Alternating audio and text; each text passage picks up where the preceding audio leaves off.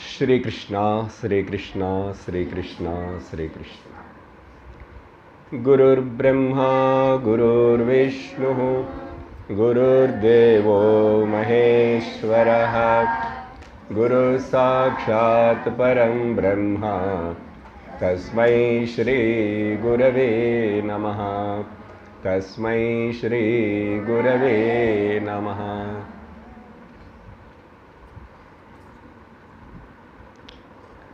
Hari Om Tat Sat.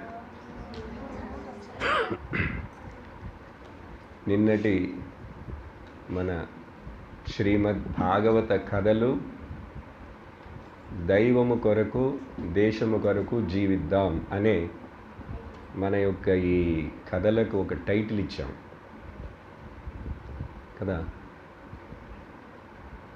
ఆ రెండు చెప్పిన తర్వాత ఒక శ్లోకాన్ని చెప్పాను.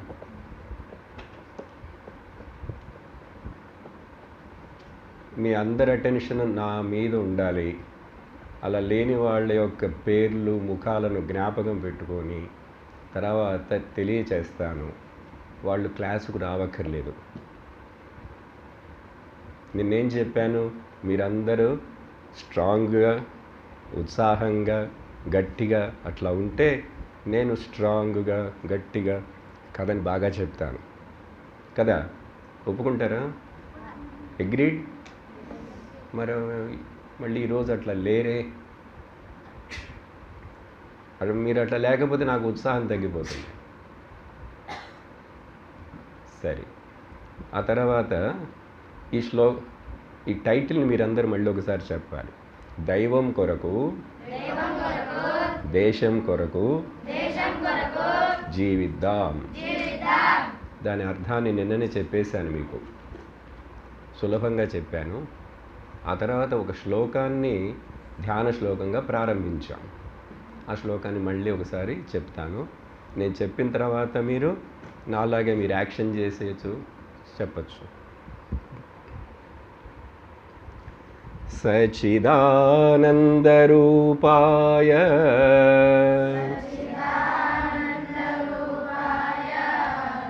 దీంట్లో ఉద్దేశం ఏంటంటే ఆ భగవంతుడి యొక్క రూపం, కృష్ణుడు నారాయణ అట్లా నిలబడినాడు. ఏదో అట్లా అనకూడదు చేతులు కదా, చూడాలి జాగ్రత్తగా. సచిదానందరూపాయ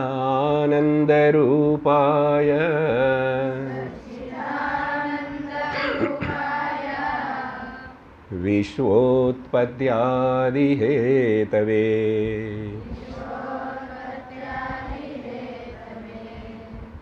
తాపత్రయ వినాశాయ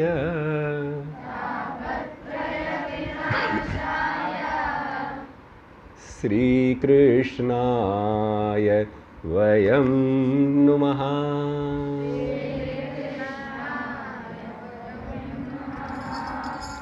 స్వాగతం కృష్ణ, సుస్వాగతం కృష్ణ, స్వాగతం కృష్ణ,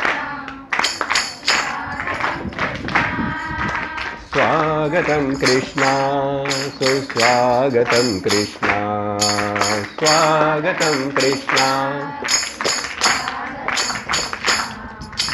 స్వాగతం కృష్ణ, సుస్వాగతం కృష్ణ, స్వాగతం కృష్ణ, సుస్వాగతం కృష్ణ, స్వాగతం కృష్ణ, స్వాగతం కృష్ణ, స్వాగతం కృష్ణ, స్వాగతం కృష్ణ.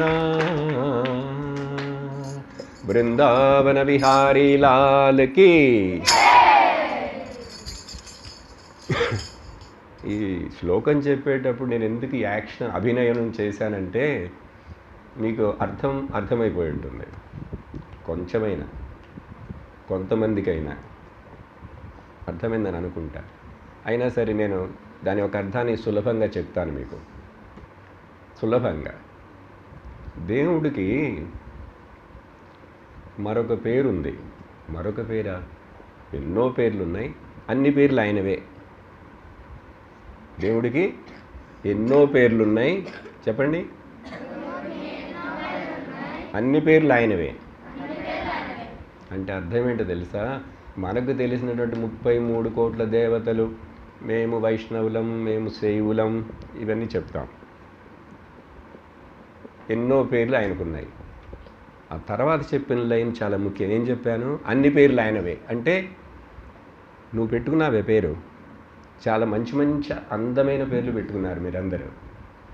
కానీ మీ పేర్ల యొక్క అర్థం మీ అందరికీ తెలిసి ఉండాలి. నిన్ను ఎవరిని అడిగాను, నాకు తెలియదు అన్నాడు. పర్వాలేదు, తెలుసుకో. తర్వాత అయినా తెలుసుకో. మీ ఇక్కడ పెద్ద పిల్లలు ఉన్నారు కదా, అన్నయ్యలు, వాళ్ళని అడిగి తెలుసుకో. ఇంటికి వెళ్తే అమ్మ నాన్నని అడిగి తెలుసుకో. ఎందుకంటే మనకు మంచి పేరు పెట్టారు, అవన్నీ దేవుడి యొక్క పేర్లుగానే ఉంటాయి. అప్పుడు ఏంటి అర్థం? లోకంలో ఎంతమంది ఉన్నారో, ఎన్ని ముఖాలు ఉన్నాయో, అన్ని పేర్లు అందరూ ఆ దేవుడి స్వరూపం. అందుకని నిన్న ఆ 2 మాటలు చెప్పింది. దైవం కోసం జీవిస్తాను, దేశం కోసం ఎందుకంటే దేశంలోనే ఈ ముఖాలన్నీ ఉన్నాయి. మా ఊర్లో, మా ఇంట్లో అండి జనం చాలామంది ఉన్నారు. ఆ ముఖాలన్నీ ఎవరు? దేవుడే. ప్లస్ నా పర్సనల్ గాడ్ వేరే ఉన్నాడు. మా ఇంట్లో శివుణ్ణి పూజిస్తాం, మా ఇంట్లో విష్ణువుని పూజిస్తాం. అది మంచిదే, అది ఉండాలి. సరే, శ్లోకం చెప్పాం, శ్లోకం యొక్క అర్థాన్ని చెప్పాం. అర్థం చెప్పలే, ఇంకా నేను చెప్తున్నాను. ఆయనకి ఎన్నో పేర్లు ఉన్నాయంటే శాస్త్రం ఏం చెప్తుందంటే, ఏ కాలంలో కూడా ఎవరు కూడా దేవుడి పేరు చెప్పి దెబ్బలాడుకోకూడదు, మధ్యలో మాట్లాడకూడదు, కొట్టుకోకూడదు. దేశంలో, ప్రపంచంలో కొట్టుకుంటున్నారుగా, దెబ్బలాడుకుంటున్నారు లేదా? మతం పేరుతో, దేవుడి పేరుతో. ఇట్లా ప్రాబ్లం వస్తుందని చెప్పే శాస్త్రం ఆ రోజుల్లో ఏం చేసిందంటే ఆయనకి మరొక లోతైన పేరు ఇచ్చింది. ఆ లోతైన పేరు మీకు ఇప్పుడు అంత పూర్తిగా చెప్పి వివరించను. ఆ లోతైన పేరు అంతా దాన్ని చెప్తే వేదాంతం అంటాం. అది ఇప్పుడు వద్దు, మీరు తర్వాత వింటారు. కానీ చెప్తా ఏంటంటే ఆ లోతైన పేరేంటండి, ఏంటంటే చెప్పండి ముందు అని. సత్ చిత్ ఆనంద రూపాయ. ఈ భాగవతం కృష్ణుడి గురించి నిన్న చెప్పానుగా. ఆ కృష్ణుడు విష్ణు యొక్క అవతారం, ఆ విష్ణువు శ్రీమన్నారాయణుడు, ఆయన అనేక అవతారాలు. ఓకే, అన్ని అవతారాలు ఇవన్నీ దీంట్లో వస్తాయి. భగవంతుడి యొక్క లీలలు, అవతారాలు, ఆయన యొక్క గొప్పదనం చెప్పాలంటే ఆయన యొక్క భక్తుల యొక్క గొప్పదనం చెప్పాలి, అప్పుడే తెలుస్తుంది. అందుకని ఈ భాగవతంలో భక్తుల చరిత్రం, భగవంతుడి యొక్క చరిత్రం 2 ఉంటాయి. ఏముంటాయి? 2 ఉంటాయి భాగవతం అంటే. ఎందుకంటే భగవంతుడు లేకుండా భక్తులు లేరు, భక్తులు లేకుండా భగవంతుడు ఉండడు. ఉండడంటే ఎట్లా తెలుస్తుంది ఉన్నాడని? భక్తుల వల్లనే తెలుస్తుంది కదా. అందుకని ఆయనకి ఒక పేరు ఇచ్చారు, సచ్చిదానంద రూపాయ.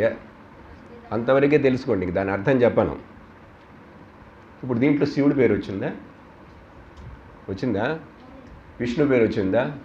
గణపతి పేరు, దేవి పేరు, కుమారస్వామి, మురుగన్, ఇంకా వాళ్ళు వీళ్ళు ఎవరు రాలేదు. సచ్చిదానంద ఆ రూపుడైనటువంటి. సరే, ఆయన ఎవరు అసలు? ఏంటి ఆయన పని? ఆయన మీద ఎందుకు మనం భక్తి చూపించాలి?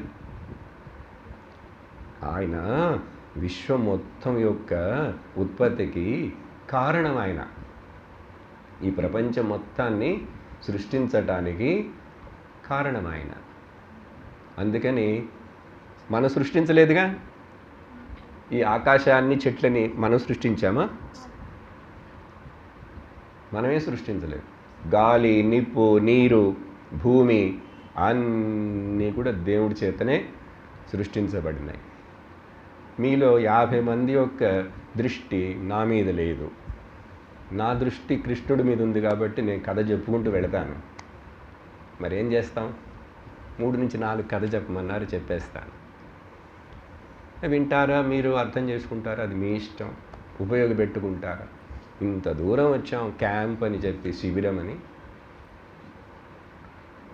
మధ్య మధ్యలో అట్లా చెప్తుంటానే, అప్పుడే కదా మీరు హుషారుగా ఉంటారు. ఎందుకు గురువుగారు మధ్య మధ్యలో ఇట్లా చెప్తున్నారు అంటే, అందరి దృష్టి నా మీద ఉంటే కథ వినాలి కదా. మరి ఎవరి కోసం చెప్తున్నారు కథ ఇక్కడ? కాదు, నేను నా కృష్ణుడి కోసం చెప్పుకుంటున్నాను కథ. భక్తిలో అట్లా అంటానులే, నా కృష్ణుడి కోసం నేను కథ చెప్పుకుంటున్నాను. సరే, సచ్చిదానంద రూపుడు, ఈ ప్రపంచం మొత్తాన్ని సృష్టించినటువంటి వాడు కారుణుడు. ఆ తర్వాత మనుషులకు కలిగేటువంటి అనేక రకాలైనటువంటి కష్టాలు, అవి ముఖ్యంగా 3 రకాలని చెప్పి విభజించి చెప్పారు. అందుకనే తాప ఇట్లా అంటే అర్థమైపోయింది కదా, మైండ్లో వచ్చేవని కదా కష్టాలు. త్రయ 3, త్రయ అంటే ఎంత? అన్నిటినీ పోగొడతాడట, అన్నిటినీ అట్లా పోగొట్టేస్తాడు. తాపత్రయ వినాశాయ. సరే, ఇప్పుడు ఆయనకి మొత్తానికి 3ఏనండి నేను చెప్పినవి. ఆయన సచ్చిదానంద స్వరూపుడు. చెప్పండి, శబ్దంగా చెప్పాలి. ఈ ప్రపంచం మొత్తాన్ని సృష్టికి కారణభూతుడు.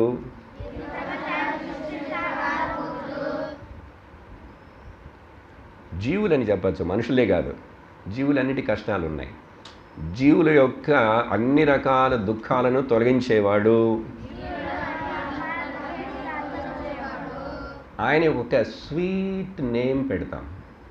రోజు స్వీట్ తింటున్నారుగా, బాగున్నాయా స్వీట్లు? చెప్పురా బాబు. మీ ముఖాలు చూస్తే నాకు తెలిసిపోయింది అవి బాగున్నాయని. ఆ స్వీట్లు ఎంత స్వీట్గా ఉన్నాయో, బాగున్నాయో, అట్లాంటి ఒక తీయని పేరు ఆయనకి, శ్రీకృష్ణాయ. కృష్ణుడు పేరు నచ్చని వాళ్ళు, రుచించని వాళ్ళు ఎవరు ఉండరుగా. ఎవరు ఉన్నారంటే వాళ్ళు రాక్షసులు మాత్రమే. అందుకని ఆ శ్రీకృష్ణుడి యొక్క కీర్తనం కొంచెంసేపు చెప్పి ఆ తర్వాత మళ్ళీ కథలోకి వెళ్తాం. శ్రీకృష్ణ శరణం మమ.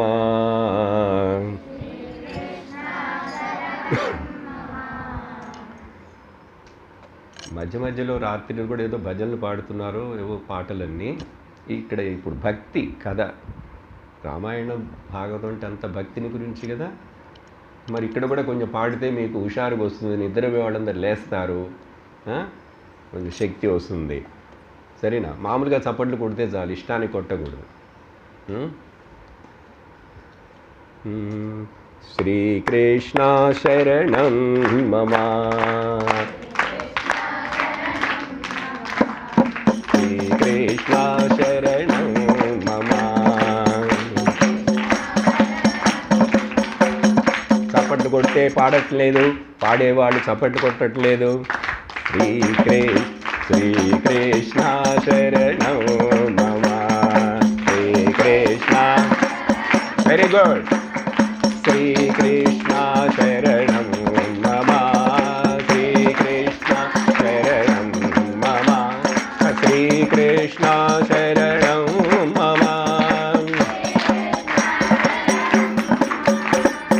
శ్రీకృష్ణ శరణం మమ.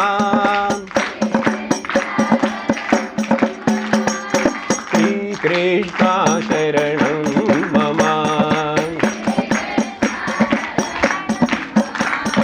శ్రీకృష్ణ శరణం మమ.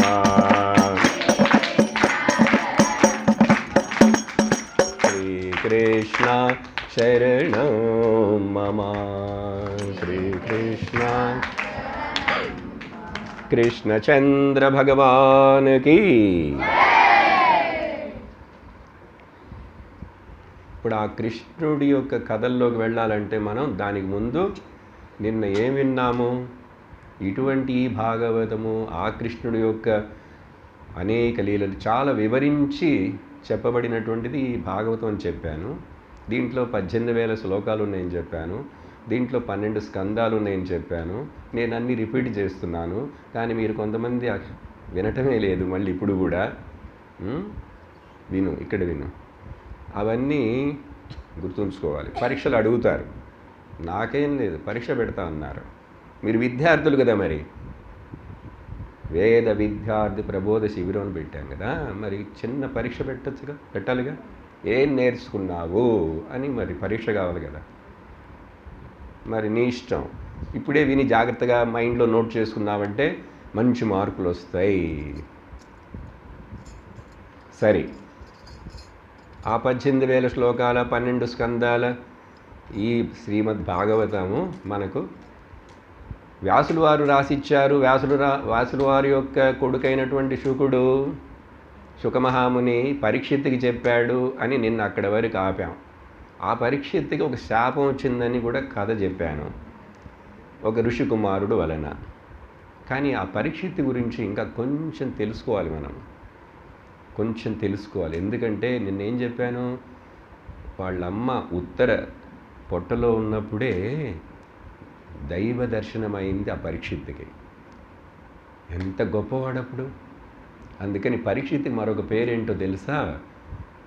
గర్భశ్రీమాన్. చెప్పండి. శ్రీమాన్ అంటే ధనవంతుడని అర్థం. ఇక్కడెవరో బంగళాలు కట్టుకున్నాడు, డబ్బులు సంపాదించాడు, వాడు ధనవంతుడని మనం అనుకుంటాం. భాగవతం ఏం చెప్తుందంటే, వాడు పొట్టలో ఉన్నప్పుడే వాళ్ళమ్మ అంత భక్తురాలు కాబట్టి, పరమ భాగవతురాలు కాబట్టి, ఆ కృష్ణుడిని శరణు వేడుకుంది కాబట్టి, కృష్ణుడు అక్కడప్పుడు ఉన్నాడు కాబట్టి, వెంటనే అశ్వత్థామ యొక్క అస్త్రం నుంచి ఆ శిశువు పరీక్షిత్తు చచ్చిపోకుండా కాపాడి కృష్ణుడు అనుగ్రహం చేశాడు కాబట్టి ఆ పరీక్షిత్తుని గర్భశ్రీమాన్ అన్నారు. చూడండి, మరి అట్లాంటి గొప్ప మనకు ఎన్ని జన్మలు ఎత్తితే ఆ భగవంతుడి యొక్క దర్శనం దొరుకుతుందో తెలియదుగా.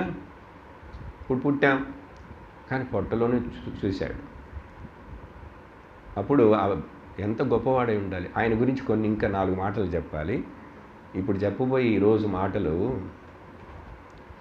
చాలా ముఖ్యమైనవి. ఆయన రాజ్యాన్ని పరిపాలిస్తున్నాడు. ఎప్పుడు? పాండవుల తర్వాత. అప్పుడు కలియుగం ప్రారంభమైంది. ఎందుకంటే కృష్ణుడు అవతారం అయిపోయింది. అప్పుడు కొంచెం వెనక్కి కూర్చో. ఇంకా నేను ఇలా చెప్పాలంటే నాకు భాగవతం జరగదు. రేపటి నుంచి నేను ఏం చేయాలో చేస్తా. ఓకే, నా పద్ధతిని నేను చేస్తా. ఒకటేంటంటే, నాకు మీకు ఎవరికైనా నిద్ర వచ్చిందనుకోండి, నిద్రపో, ఇంకా ఆపలేరు ఎవరు. కానీ కొంతమంది ఇంకొకళ్ళని డిస్టర్బ్ చేస్తారు. ఇది పెద్ద తప్పు అని చెప్పను, పాపం అని చెప్తాను. ఏంటది? గట్టిగా చెప్పు. మరి ఎప్పుడు కూడా మనం ఎవరికైనా మంచి చేయకపోతే ఏం పర్వాలేదు, చెడు చేయకూడదు. If you can't do something good to others, okay, no problem, but never do the bad, never harm others అంటారు ఆ భాషలో. మీరే చెక్ చేసుకోండి. నేను అలాంటి వాడినా, ఇతరులను డిస్టర్బ్ చేసేవాడినా, మంచివాడినా? అవన్నీ చెప్పడానికి కథ, అవన్నీ చెప్పడానికే భారతం. అందుకని మధ్యలో అవి కూడా చెప్తా. చూసావా, కథ మధ్యలో బయటికి వెళ్ళిపోయినావు నీ వలన. సరే, పరీక్షిత్తు అలా పుట్టాడే గొప్పవాడు. ఆయన రాజు అయినాడు, రాజ్యాన్ని పరిపాలిస్తున్నాడు. ఆ శాపం గురించి చెప్పాం, అది చివర్లో. 34 ఏళ్లే ఎవరికి? పరీక్షిత్తుకి. అప్పుడు రాజుగా ఉండి రాజ్యాన్ని పరిపాలిస్తున్నప్పుడు ఏమైంది? మొదలైంది కలియుగం. ఇప్పుడు మనం ఉంది ఏ యుగం? కలియుగం. అప్పుడు ఆ కలి దేవతని పరీక్షిత్తు చూశాడుట, ఎన్కౌంటర్ చేశాడు, చూశాడు. అప్పుడు ఏంటంటే, ఈ కలియుగంలో ఏంటి, కలియుగానికి మిగతా యుగాలకి భేదం? సింపుల్గా చెప్పాలంటే, అసలు లోకం నడవటానికి కారణం ఏంటో తెలుసా? నిన్నేం చెప్పాం? దైవం గురించి చెప్పేటప్పుడు మోక్షం అనే మాటను ఉపయోగించాను. నిన్నటి వాటన్నిటి కనెక్ట్ చేస్తాను మీ మెమరీ ఎంత ఉందని. అధ్యయనం పారాయణం చేసి మీ మెమరీ చాలా బాగుంటుంది, కానీ అది మాత్రమే మెకానికల్గా చేయటం కాదు. ఇప్పుడు ఇలాంటివి చెప్పానంటే నాకు ప్రశ్నలు వేసేందుకు టైం ఉండదు. ఈ గంటలో అయిపోయింది, 20 నిమిషాలు ఉంది ఇంకా. అందుకని మీరు ఆ రిపీట్ ఏం చేస్తున్నారంటే మీకు మెమరీలోకి వెళ్ళాలని, ముఖ్యమైన విషయాలు కాబట్టి. అందుకని దైవాన్ని గురించి చెప్పేటేమో మోక్షం అనే పదాన్ని చెప్పాను. మీకేమైనా సందేహం ఉంటే మీ గురువులను అడగచ్చు, నన్ను అడగచ్చు, స్వామినమ్మని అడగచ్చు. దేశాన్ని గురించి చెప్పేటప్పుడు ధర్మం అనే పదాన్ని ఉపయోగించాను. నేను మాట్లాడేది కష్టంగా ఉందా? పెద్ద ఉపన్యాసం లాగుందా? లేదు కదా. ఇప్పుడు ఆ ధర్మానికి సంబంధించిన విషయం మనం ఇక్కడ ఈ పరీక్షిత్ జీవితంలో అసలు ధర్మం అంటే ఏమిటండి అని సందేహం వస్తుంది. అదేంటి ఇట్లా ఏదైనా ఒక వస్తువు ఏంటి చూపించేది, ధర్మాన్ని కొంచెం చూపించండి. అడుక్కుండేవాడు వచ్చి కొంచెం ధర్మం చెయ్యి బాబు అంటాడు కదా. మనం బస్సుల్లో అక్కడక్కడ వెళ్ళేప్పుడు రైల్వే స్టేషన్లో అలా ఏంటి డబ్బులు వేయటం ధర్మం అంటే? లేక ధర్మం అంటే ఈ క్లిప్పులాగా కొంచెం చూపించండి, లడ్డులాగా చూపించేదా ఏంటి? ధర్మం అంటే ఏంటి అసలు అని సందేహం వస్తుంది కదా. భారతంలో మీకు చెప్తున్నారు స్వామినమ్మ గారు. నేను ఇక్కడ ఒక లింక్ చేస్తాను దానికి. శాస్త్రం ఏం చెప్తుందంటే ధర్మం అనేటువంటిది ఒక వృషభం లాగా ఊహించుకోవటం కాదు. వేదాలలోనే ఆ ధర్మానికి వృషభం అనే పేరిచ్చి మంత్రాలు ఉన్నాయి చాలా. ధర్మము అప్పుడు ఆ వృషభం అనేటప్పుడు అది ఆవులాగా ఉందనుకోండి కదా, ఎద్దు. దానికి 4 కాళ్ళు ఉంటాయా లేదా? ఎన్ని కాళ్ళు ఉంటాయి? గట్టిగా చెప్పు. అది కూడా 4 కాళ్ళు ఉంటాయి. ఆ 4 కాళ్ళని కలిపి ఆ ఎద్దు రూపంలో ఉన్నదాన్ని ధర్మం అన్నారా? ఇప్పుడు 4 కాళ్ళు సరిగ్గుంటేనే కదా అది నడుస్తుంది, పరిగెట్టగలదు కూడా. దాంట్లో ఏ ఒక్క కాలు సరిలేకపోయినా నడవలేదు, నిలుచోలేదు కూడా. చాలా కష్టం. ఆ 4 కాళ్ళని 4 ముఖ్యమైన పదాలు చెప్పి ఇది ధర్మం అన్నారు. ఇవి మీరు అందరు చెప్పాలి. తపస్సు చెప్పండి, శౌచం, దయ, సత్యం. 4. తపః, శౌచం చెప్పండి, దయా, సత్యం. ఇక్కడుంది భాగవతంలో, చూసి చెప్తున్నాడు. తపస్సౌచం దయా సత్యం ఇది పాద కృతే యుగా. కృతయుగంలో ధర్మానికి పాదాలు 4 సమంగా ఉండేవిట. చూడండి ఎంత చక్కగా చెప్పారు. అధర్మాంశ్రై స్త్రియో భగ్నా. కలియుగం వచ్చేసరికి 3 కాళ్ళు తెగిపోయినాయి. భగ్నా ఏంటి? 3 పోయినాయి. తపం లేదు, శౌచం లేదు, దయ లేదు, సత్యం కొంచెం ఉందిట. ఇప్పుడు ధర్మం ఒక కాలు మీద నిలుస్తున్నదండి, నిలబడి ఉన్నది. సత్యం అంటే మనం అనుకుంటాం ఎవరండి, ఎవ్వరు సత్యం పలకట్లేదు, అందరు అబద్ధాలే చెప్తున్నారు లోకంలో అని మనం అనుకుంటాం. ఇక్కడ చెప్పిన సత్యం అంటే ఏంటో తెలుసా?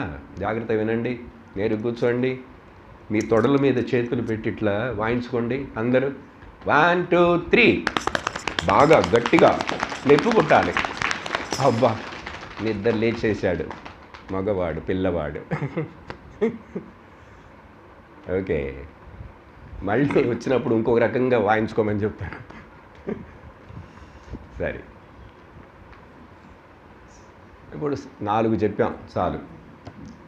సత్యం అంటే ఇక్కడ ఉందండి ఇంకా. సత్యం ఉండబట్టే సూర్యుడు ఉదయిస్తున్నాడు, అట్లా అర్థం చేసుకోవాలి. సత్యం ఉండబట్టే గాలి వీస్తున్నది, సత్యం ఉండబట్టే ఎండలు వస్తున్నాయి, ఋతువులు వస్తున్నాయి, వర్షాలు వస్తున్నాయి, చలిగాలు వస్తున్నది, పోతున్నది, సీజన్లు వస్తున్నాయి, కాయగూరలు పండుతున్నాయి, వానలు వస్తున్నాయి లేవా? అది సత్యం, అది ధర్మం. నువ్వు మంచివాడివా చెడ్డవాడివని లేదు, ప్రకృతి అన్ని ఇస్తూనే ఉన్నదిగా. సరే, ఇదండి విషయం ధర్మాన్ని గురించి. అర్థమైందా? సరే, ఇప్పుడు మళ్ళీ తర్వాత సంగతి ఏంటి చెప్పండి అంటే, ఈ పరీక్షిత్తు కలిని బెదిరించాడు. ఇప్పుడు నా దేశంలో నేనుండే చోట ఈ భారతవర్షం భరతఖండే జంబూద్వీపే భారతవర్షే ఇవన్నీ చెప్తారు. నా దేశంలో ఇక్కడ నువ్వు ఉండడానికి వీల్లేదు, నిన్ను చంపేస్తానని చెప్పి బాణం పెట్టాడు. బాణం వదలబోతుంటే కలిదేవత ప్రార్థించి, రాజరాజా మీరు నన్ను చంపకూడదు, నన్ను కూడా భగవంతుడు సృష్టించాడు, ఇప్పుడు నాది టైం కలియుగం అని చెప్పి ప్రార్థిస్తే, అప్పుడు పరీక్షిత్తు ఆలోచించి, సరే నీకు ఒక 4 స్థానాలు ఇస్తాను, 4 చోట్లు, అక్కడ మాత్రమే ఉండు, అంతటా వ్యాపించి ఉండకూడదని చెప్పి అక్కడ ఒక నియమం పెట్టాడు పరీక్షిత్. ఏం పెట్టాడంటే, నువ్వు ఎక్కడ ఉంటావు అసలు? మొదటేమో నువ్వు ఇక్కడ వద్దు, యూరోప్ కంట్రీస్కి వెళ్ళిపో, ఆఫ్రికన్ కంట్రీస్కి వెళ్ళిపో, వేరే ఎక్కడికైనా వెళ్ళిపో అని చెప్పాడు. అక్కడికి వెళతాను, కానీ నాకు భారతదేశంలో భరతవర్షంలో కూడా కొంచెం ఉండటానికి కొంచెం చోటు ఇవ్వండి ప్లీజ్ అన్నది. ప్లీజ్ అన్నాడు కలిదేవత. అంటే సరే నువ్వు ఇంత విడుకుంటూ అడుగుతున్నావు కదా, ఇదిగో ఈ 4 స్థానాలు చెప్తున్నాను, జాగ్రత్త విను, అక్కడ మాత్రమే ఉండాలి. ఎక్కడెక్కడ? ద్యూతం చెప్పండి, పానం, స్త్రియః, సూనా. అంటే ఏమిటంటే 4 స్థానాలు. ఎక్కడైతే జూదం ఆడుతారో, గ్యాంబ్లింగ్ చేస్తారో, ఇంగ్లీష్లో గ్యాంబ్లింగ్ అంటారు, ఈ రోజుల్లో జరిగే క్రికెట్ మ్యాచ్లు కూడా గ్యాంబ్లింగ్ లాంటివే, ఇది తెలుసుకోవాలి మీరు. అందుకని దాన్ని ఆడాలని దాన్ని పట్టుకోకూడదు, వేరే ఆటలు చాలా ఉన్నాయి. ద్యూతం అంటే చూడండి, మన ధర్మరాజు అంత మంచివాడు, ధర్మజ్ఞుడు కదా, ధర్మరాజు పేరులోనే ఉందిగా, కానీ అతడు ఆ సమయంలో దేనికో జూదం ఆడటానికి ఇదైపోయాడు, ఆడటానికి. అసలు ఎందుకు ఆడటం? తర్వాత కొంచెం ఓడిపోయిన తర్వాత ఆపేయచ్చు కదా, ఆ భార్యని ఇస్తాను, నా తమ్ముడిని ఇస్తానని ఆడతాడు ఎవరైనా? పిచ్చివాడైపోయినాడు ఏంటి? ఆ సమయంలో మైండ్ పనిచేయలే. చూడండి, ఇవన్నీ ఇంకా అమ్మ చెప్తారు, దాంట్లో వస్తాయి. దుర్యోధనుడేమో నా బదులు మా మామ ఆడతాడు శకుని అని చెప్పాడు. అట్లాగే ధర్మరాజు కూడా, కృష్ణుడు అక్కడే ఉన్నాడు, నా బదులు కృష్ణుడు ఆడతాడని చెప్పి ఉండొచ్చు కదా, అసలు ఈ గందరగోళం ఉండేది కాదు, ఈ యుద్ధమే ఉండేది కాదు. చెప్పలేదే. కృష్ణుడు అంటాడు తర్వాత, ధర్మరాజు నన్ను ఆడమని చెప్పలేదన్నాడు, చెప్పుంటే నేను ఆడేవాడిని. ఆడితే ఇంక వాళ్ళందరూ నిలుస్తారేంటి కృష్ణుని ముందు? అట్లా వెళ్ళిపోతారు అందరూ. సరే, అదేదో అయిపోయింది, అది జరగాల్సింది జరిగింది. ఇప్పుడు విషయం ఏంటి మనకు? ఇది మీరు చాలా చక్కగా అర్థం చేసుకోవాలి. భాగవతం మొత్తంలో ఈ మొదటి భాగంలో బ్రహ్మచారులైన మీకు, వేద అధ్యయనం చేసే మీకు ఇవి నేను ఎందుకు ఇవి చెప్తున్నానంటే, అండి ప్రహ్లాదుడి కథ చెప్పరా? ప్రహ్లాదు కూడా మీరందరికీ తెలుసు, మీరు సినిమాలో చూశారు, టీవీల్లో చూశారు. ధ్రువుడు కదా, అది కొంచెం తెలుసండి. అవి చెప్పటం మీరు వింటారు, మీకు తెలుసు, ఇవి తెలియవు మీకు, ఇవి ఎవరు మీకు చెప్పరు, అందుకని అవి చెప్తున్నాను. సరేనా? మంచిగా ఉందా? బాగున్నాయా? అందుకని ఎక్కడెక్కడైతే మనుషులు ఈ చీట్ల పేకలు ఆడటం, ఇంకా అవన్నీ గ్యాంబ్లింగ్ కింద వస్తాయి. డబ్బులు పెట్టి ఆడే ఆటకి పేరు గ్యాంబ్లింగ్, జూదం. అర్థమైందా? డబ్బులు పెడతాడు, పందెం పెడతాడు, అది తప్పు. అక్కడ ఉండు అంటే, ఇప్పుడు ఎక్కడెక్కడైతే ఎవరెవరు అది ఆడుతున్నారో చేస్తున్నారో అంటే అక్కడ కలి దేవత బాగా నాట్యం ఆడుతున్నది అని అర్థం. తర్వాత రెండోది ఏంటో తెలుసా? ఎక్కడెక్కడైతే ఈ మనుషులందరూ మధుపానాలు తాగుతారో, డ్రింక్ చేస్తుంటారో, పానం. చూడండి, ఇప్పుడు మీరు ప్రపంచం మొత్తం అంతా చూస్తే కలి ఎక్కడ ఎక్కువ ఉన్నది మీకు తెలుస్తుంది. మన దేశంలో కూడా ఉంది, ఇతర దేశాల్లో బాగా వ్యాపించింది.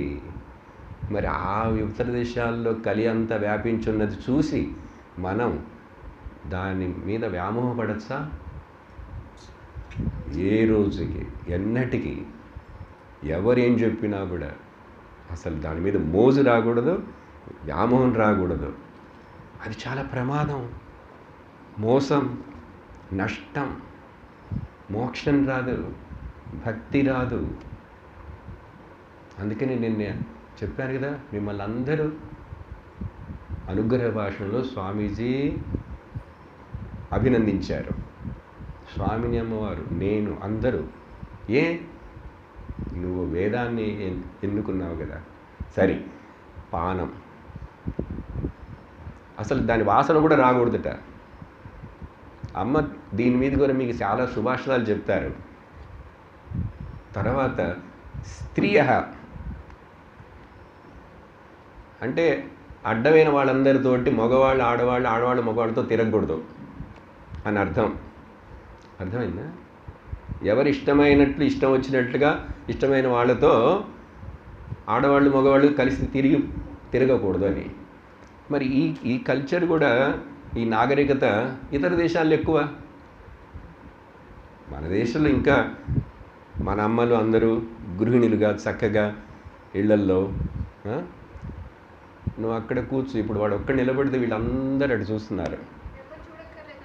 అదే వాళ్ళు వినట్లేండి.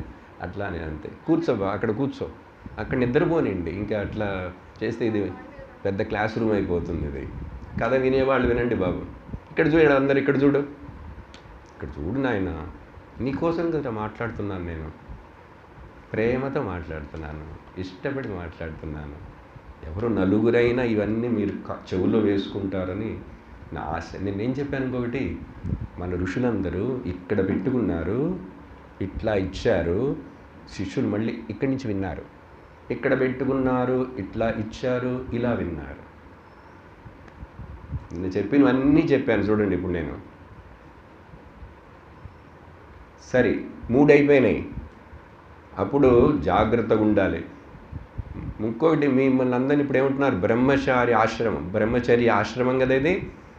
మీరు ఇదంతా చదివి తర్వాత 18-20 ఏళ్ళు అలా దాటిపోయిన తర్వాత మీ తల్లిదండ్రుల ఇష్టం, మీ ఇష్టంతో గృహస్థాశ్రమంలోకి వెళతారు కదా. అప్పటి వరకు ఇంకా ఇవన్నీ చాలా జాగ్రత్తగా ఉండాలి. వీటన్నిటి దగ్గరికి పోనేయకూడదు అని అర్థం. చూడండి, భాగవతంలో ఇవన్నీ చెప్పారండి. మీరు కల్పిస్తున్నారా? లేదు. నేను అధ్యాయం పేరు, స్కందం పేరు అన్నీ కూడా చెప్తా కావాలంటే, శ్లోకం. సో ఇప్పుడు ఎన్ని అయినాయి? 3 అయినాయి. దేని గురించి మాట్లాడుతున్నాం? కలియుగం గురించి మాట్లాడుతున్నాం. దేని గురించి? ధర్మం గురించి చెప్పాం. ధర్మానికి ఎన్ని కాళ్ళు? 4 కాళ్ళు. ఏంటవి? తపం, శౌచం, దయా, సత్యం.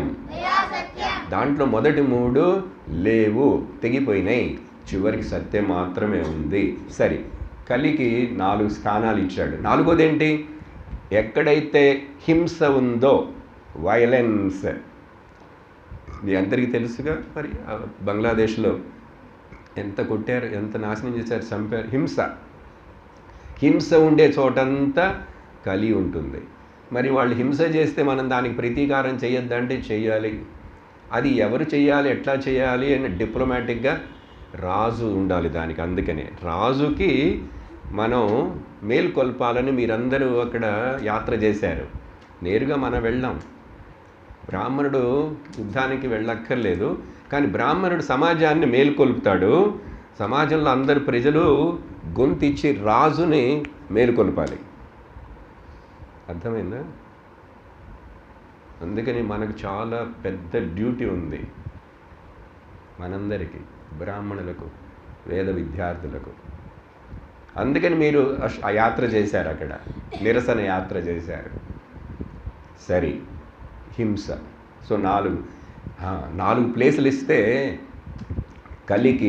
కలిదేవతకి తృప్తి రాలే, ఇంకా మళ్ళీ తలగీక్కుంటున్నాడు. మీరు ఈ 4 ప్లేసులు ఇస్తే భారతదేశంలో నేను జనాన్ని ఎక్కువ మందిని పట్టుకోలేను, ముఖ్యంగా ఆడవాళ్ళని పట్టుకోలేను, స్త్రీలను. అదెందుకు అట్లా అడిగాడు కలిదేవత అంటే, దీంట్లో ఒక విషయం ఉంది, ఏంటో తెలుసా? మన దేశంలో సహజంగా స్త్రీలు ఎవరు జూదం ఆడరు మన దేశంలో కదా, ఇతర దేశాల్లో ఆడతారు. మన దేశంలో స్త్రీలు ఎవరు మధుపానాలు డ్రింకులు చేయరు. ఈరోజు అట్లా లేరని అది వేరే విషయం. మన దేశంలో స్త్రీలు ఇల్లు గడప దాటి వాళ్ళ కుటుంబంలో అట్లా ఒక చక్కని గృహిణిలాగా జీవిస్తారు, కానీ ఇష్టానికి తిరగరు. కాబట్టి ఇలా ఇవన్నీ ఇక్కడ అప్పుడు నేను స్త్రీలని పట్టుకోలేను. కలిదేవత యొక్క అడుగుతున్నాడు కోరిక.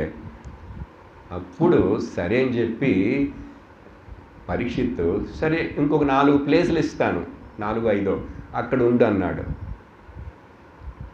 అదేంటంటే జాతరూపపదాత్ ప్రభు తతో అన్మృతం పదం మదం కామం రజో వైరం చ పంచమం. 5 ఇచ్చాడు మళ్ళీ వేరే. ఏంటంటే 5 స్థానాలు బంగారంలో ఉండిపో.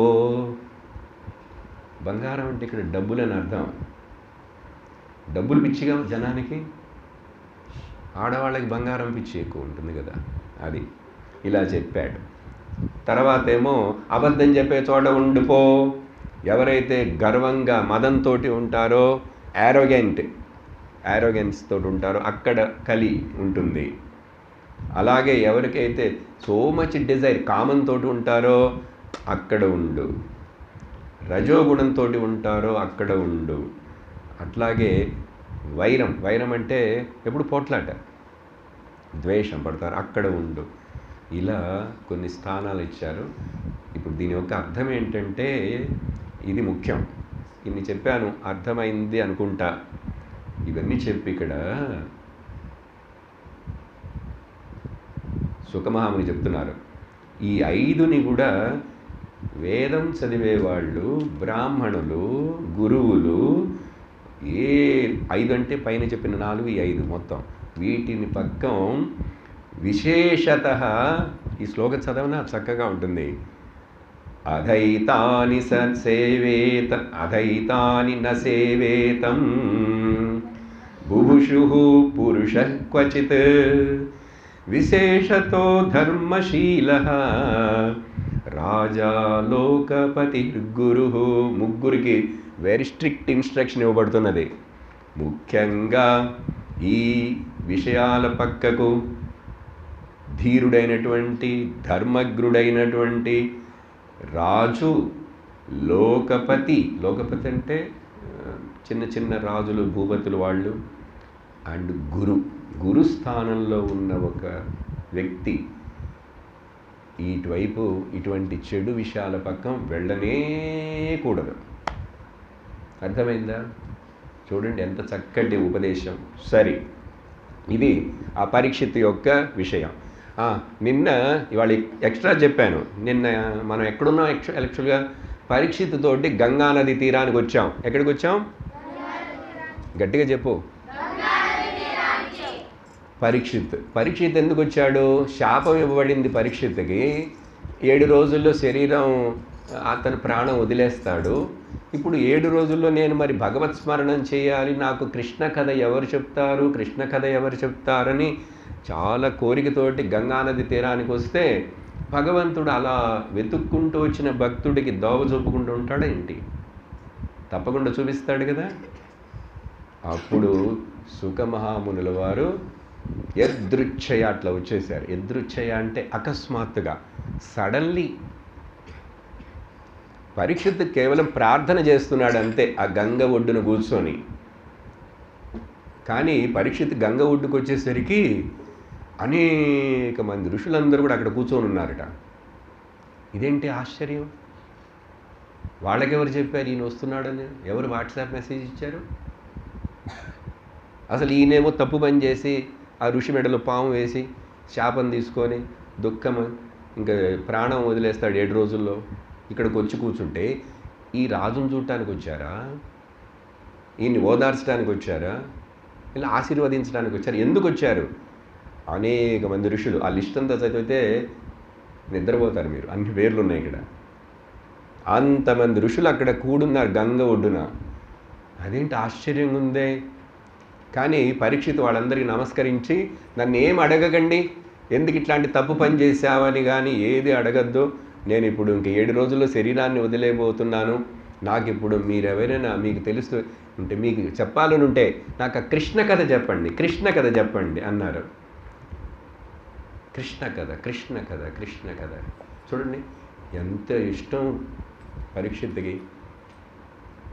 అందుకని గోవింద గోపాల గోవింద పాడు. హరి హరి గోవింద గోపాల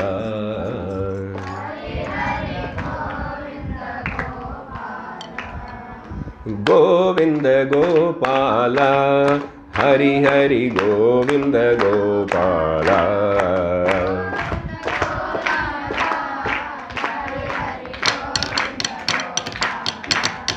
గావో గావో హరి గుణ గావో, గావో గావో హరి గుణ గావో.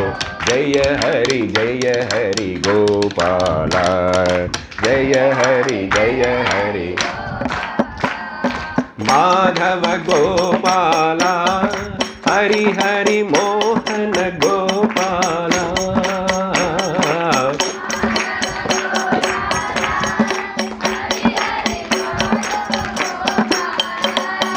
प्रेम से बोलो सब मिल बोलो, प्रेम से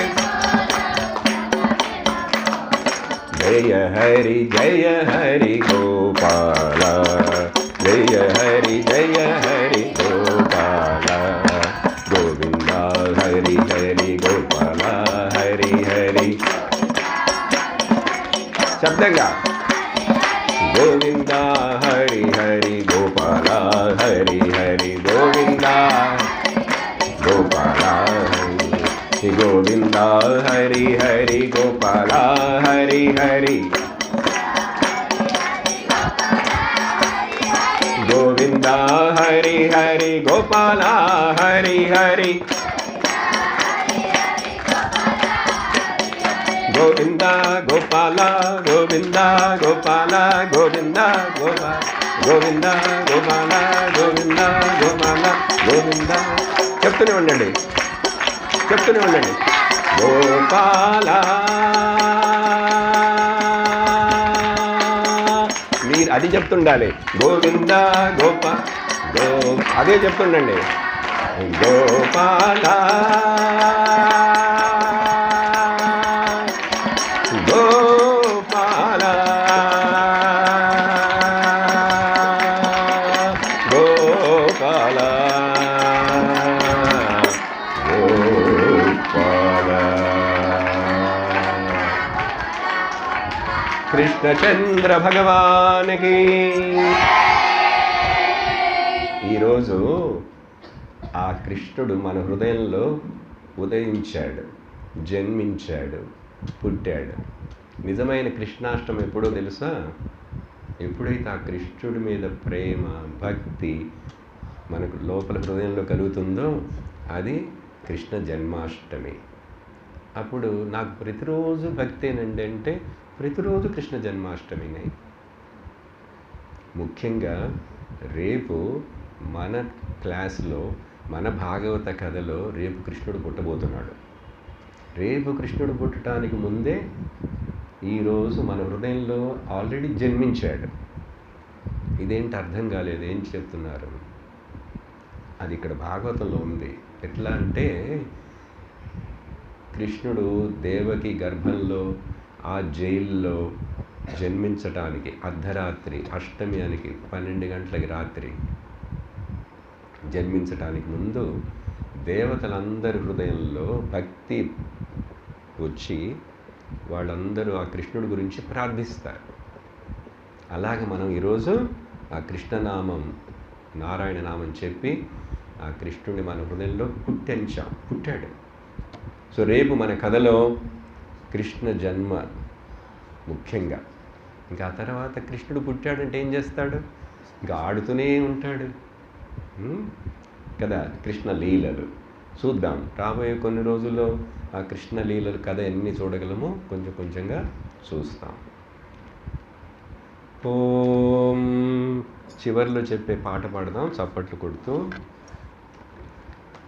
నేను చెప్పిన తర్వాత. ఓమానందం ఓమానందం చప్పట్లు పట్టండి. ఓమానందం సచ్చిదానందం ఓమానందం ఓమానందం కృష్ణానందం ఓమానందం కృష్ణానందం ఓమానందం ఆత్మానందం ఓమానందం అమృతానందం ఓమానందం అమృతానందం ఓమానందం కృష్ణానందం. ఓం నమః శివాయ ఓం నమః శివాయ ఓం నమః శివాయ ఓం నమః శివాయ ఓం నమః శివాయ ఓం నమః శివాయ ఓం నమః శివాయ ఓం నమః శివాయ ఓం నమః శివాయ. సర్వత్ర గోవింద నామ సంకీర్తనం. గోవింద అందరి చేతులు ఎత్తండి. గోవింద గోవింద. ఓం లోకాః సమస్తాః సుఖినో భవంతు లోకాః సమస్తాః సుఖినో భవంతు లోకాః సమస్తాః సుఖినో భవంతు. ఓం శాంతి శాంతి శాంతి. హరి ఓం శ్రీ గురుభ్యో నమః. హరి ఓం. హరి ఓం తత్సత్.